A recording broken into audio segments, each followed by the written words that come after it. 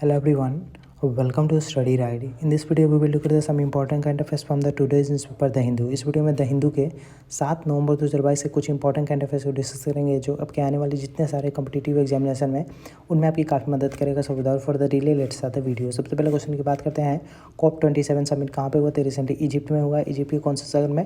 तो शर्मल शेख शहर है, वहाँ पे हुआ है। और COP28 कहाँ पे हुआ? तो ये नेक्स्ट साल होगा UAE में। और COP26 कहाँ पे हुआ था पिछले साल? तो वो स्कॉटलैंड का एक शहर है ग्लासगो, वहाँ पे हुआ था।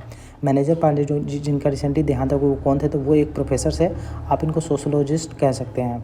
अपिस करिंजोडियन जिसका रिसेंटली खोजा गया है वो क्या है? तो वो एक हनी बी का प्रकार है जो कि एंडेमिक हो गया था। ये रिसेंटली वेस्टर्न घाट में खोजा गया है और इसको इंडिया में नाम दिया गया है Indian black honey bee. Who is the founder of Bangladesh? Sheikh Mujibur Rahman को बांग्लादेश का फाउंडर माना जाता है। ब्राज़ील के न्यू प्रेसिडेंट कौन बने हैं? तो लूला डी सिल्वा बने हैं और इन्होंने रिप्लेस किया है जायर बोल्सोनारो को। मिलिट्री नेम ऑफ म्यांमार की मिलिट्री को तत्मादाव कहते हैं।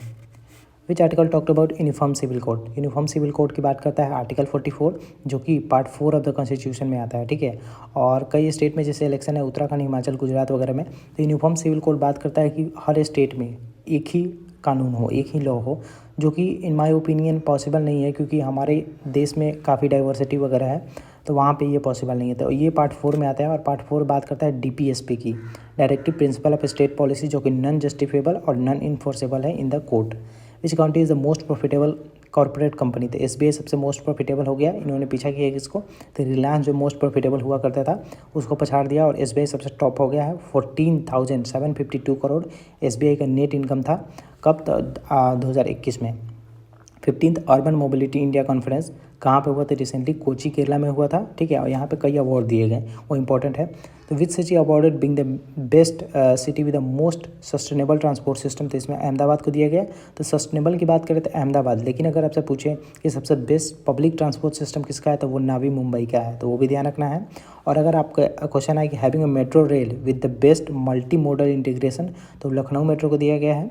और बेस्ट इंटेलिजेंट ट्रांसपोर्ट सिस्टम दिया गया है चेन्नई मेट्रो को, ठीक है।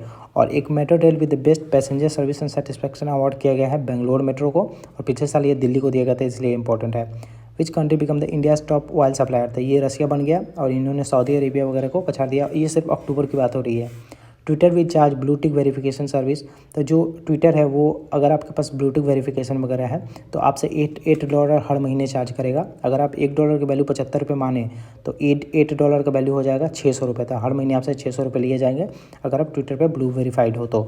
अब ये इंडिया में लागू भी किया जाएगा। ट्विटर को रिसेंटली एलोन मस्क ने $44 बिलियन में खरीद लिया था।